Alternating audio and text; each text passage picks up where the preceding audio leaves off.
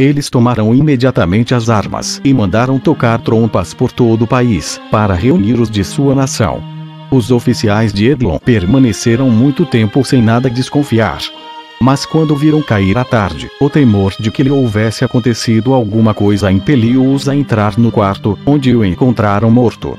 Seu espanto foi tal que, não sabendo qual deliberação tomar, deram aos israelitas tempo para serem atacados antes que tivessem ocasião de se defender.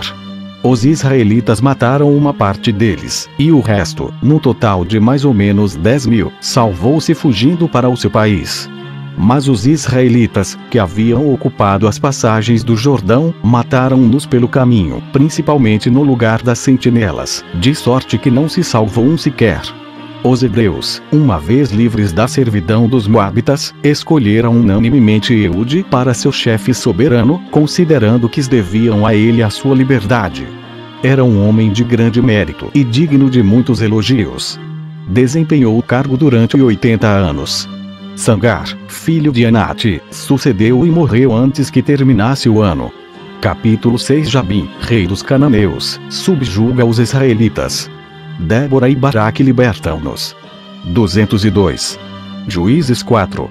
Os males que caíram sobre os israelitas não os tornaram melhores, e eles voltaram à impiedade para com Deus e ao desprezo de suas leis.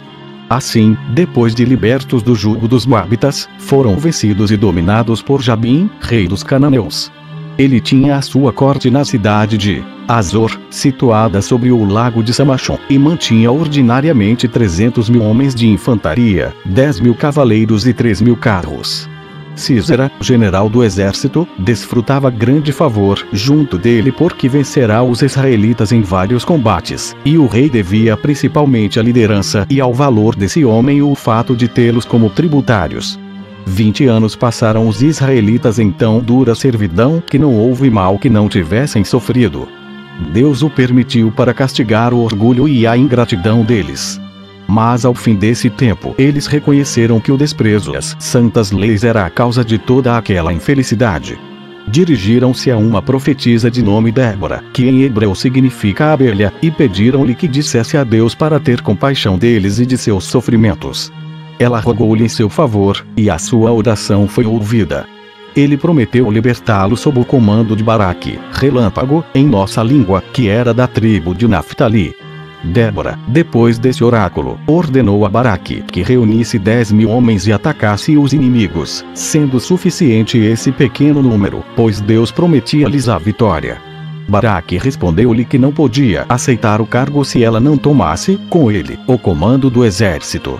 Ela, porém, respondeu-lhe encolerizada: não tendes vergonha de ceder a uma mulher a honra que Deus se digna fazer-vos? Eu, porém, não recuso recebê-la. Reuniram assim 10.000 homens e foram acampar no Monte Tabor. Sísera, por ordem do rei seu senhor, marchou para combatê-los e acampou próximo deles. Baraque e o resto dos israelitas, espantados com a multidão dos inimigos, intentaram retirar-se e afastar-se quanto possível. Mas Débora os deteve e ordenou-lhes que combatessem naquele mesmo dia sem temer aquele grande exército, porque a vitória dependia de Deus, e deviam confiar no seu auxílio. Travou-se o combate. Nesse momento, viu-se cair uma forte chuva com granizo. O vento impelia-a com tanta violência contra o rosto dos cananeus que os arqueiros e fundibulários não se podiam servir nem dos arcos nem das fundas, e os que estavam armados mais pesadamente tampouco podiam usar as suas espadas, tão enregelados estavam pelo frio. Os israelitas, ao contrário, tendo a tempestade pelas costas, não eram incomodados por ela e ainda sentiam redobrada coragem, vendo nela um sinal visível do auxílio divino. Assim, eles venceram e mataram um grande número de inimigos, restando apenas um pequeno número, que pereceu sob as patas dos cavalos e as rodas dos carros de seu próprio exército, o qual fugia em desordem. Sísera, vendo tudo perdido, desceu do carro e entrou na casa de uma mulher semiana, de nome Jael, rogando-lhe que o escondesse e pedindo-lhe de beber. Ela deu-lhe leite azedo, de que ele bebeu bastante, porque sentia muita sede. E adormeceu, e a mulher, vendo-o em tal estado, fincou-lhe com um martelo um grande prego na fronte. Os soldados de Baraque chegaram, e ela apontou-lhes o morto. Assim, segundo a predição de Débora, a honra dessa grande vitória coube a uma mulher. Baraque marchou em seguida para a cidade de Azor e derrotou e matou o rei Jabim, que vinha com o exército ao seu encontro. Ele arrasou a cidade e governou o povo de Deus durante 40 anos. Capítulo 7. Os midianitas, ajudados pelos amalequitas e pelos árabes, subjugam os israelitas. 203. Juízes 6. Depois da morte de Baraque e de Débora, que se deu quase ao mesmo tempo, os midianitas, auxiliados pelos amalequitas e pelos árabes, fizeram guerra aos israelitas, venceram-nos em um grande combate, devastaram o país e levaram grande despojo. Continuaram durante 7 anos a persegui-los e oprimi-los dessa maneira, obrigando-os, por fim, a abandonar o campo e se refugiar nos montes. Cavaram na terra lugares de defesa, onde guardavam tudo que podiam apanhar nas planícies, porque os midianitas só depois de fazer a colheita permitiam-lhes cultivar as terras, durante o inverno, a fim de se aproveitarem do trabalho deles no tempo da colheita. Assim, era extrema a sua miséria, e nesse estado tão deplorável recorreram a Deus, pedindo-lhe que os ajudasse. Capítulo 8. Gideão liberta o povo de Israel da escravidão dos midianitas. 204. Juízes 6, 7 e 8. Um dia, quando Gideão, filho de Joás, que era um dos principais da tribo de Manasses, batia feixes de trigo no lagar, porque não se atrevia a batê-los publicamente na eira do seu celeiro, por temor aos inimigos, um anjo apareceu-lhe sob a forma de um rapaz, dizendo que Gideão era feliz, porque era querido de Deus. É este, retrucou Gideão, um belo sinal, ver-me obrigado a me servir de um lagar em vez de um celeiro. O anjo exortou então a não perder a coragem, mas a aumentá-la, para empreender a libertação do povo. Gideão disse-lhe que iria então propor uma coisa quase impossível, tanto porque a sua tribo era a menor de todas em número de homens, quanto porque ele ainda era jovem e incapaz de executar tal empresa. Deus suprirá tudo, replicou o anjo, e dará a vitória aos israelitas, quando vos tiverem por general. Gideão narrou a visão a algumas pessoas de sua idade, que não duvidaram de que ele lhe devia prestar fé. Reuniram logo 10.000 homens, resolvidos a tudo empreender para libertar-se da escravidão. Deus apareceu em sonhos a Gideão e disse-lhe que, por serem os homens tão fatos, querendo atribuir a si mesmos e às próprias forças as suas vitórias, em vez de considerá-las resultado do auxílio que ele lhes prestava, queria fazer-los reconhecer que deviam tudo a ele.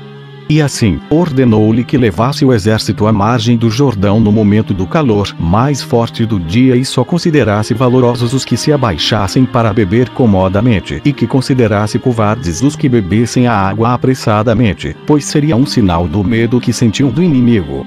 Gideão obedeceu e encontrou apenas 300, que tomaram água levando-a à boca com a mão, sem pressa alguma. Deus ordenou-lhe, em seguida, que atacasse os inimigos à noite com esse pequeno número. E, notando agitação no seu espírito, acrescentou, para tranquilizá-lo, que tomasse um dos seus e com ele se aproximasse mansamente do acampamento dos midianitas, para observar o que se passava. Ele executou a ordem e quando estava próximo das tendas, ouviu um soldado narrar ao companheiro um sonho que tivera. Dizia ele: vi um pedaço de massa de farinha de cevada que não merecia ser recolhida, e a pasta, rolando por todo o acampamento, derrubou a tenda do rei e depois todas as outras. Esse sonho, respondeu-lhe o companheiro, pressagia a ruína completa do nosso exército. Por esta razão, a cevada é o menor de todos os grãos, e, como não há agora em toda a Ásia nação mais desprezível que a dos israelitas, ela pode ser comparada à cevada. Vos sabeis que eles reuniram as suas tropas e têm algum empreendimento em vista, comandados por Gideão. Por isso temo muito que esse pedaço de massa que vistes, derrubar todas as tendas, seja um sinal de que Deus quer que Gideão triunfe sobre nós. Essas palavras encheram Gideão de esperanças. Ele transmitiu-as aos seus e ordenou-lhes que se armassem todos. Fizeram-no com alegria, pois tão feliz presságio os levava a tudo empreender. Mais ou menos na quarta vigília da noite, Gideão separou os homens em 3 grupos de 100 cada um. E, para surpreender os inimigos, ordenou-lhes que cada qual levasse na mão esquerda um vaso com uma tocha acesa dentro, e na direita, em vez da trompa, uma buzina de chifre.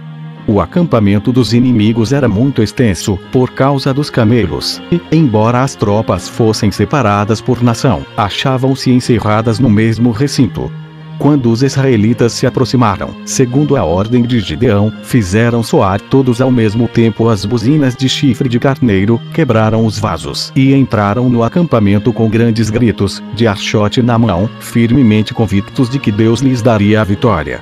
Estando ainda os inimigos meio adormecidos, a escuridão e principalmente o auxílio de Deus causaram-lhes tal terror e confusão no espírito que mais foram mortos por eles mesmos do que pelos israelitas, pois, sendo o exército tão numeroso e composto por povos diversos a falar línguas diferentes e estando todos tão aterrorizados, tomaram-se eles mesmos por inimigos, atacando-se mutuamente.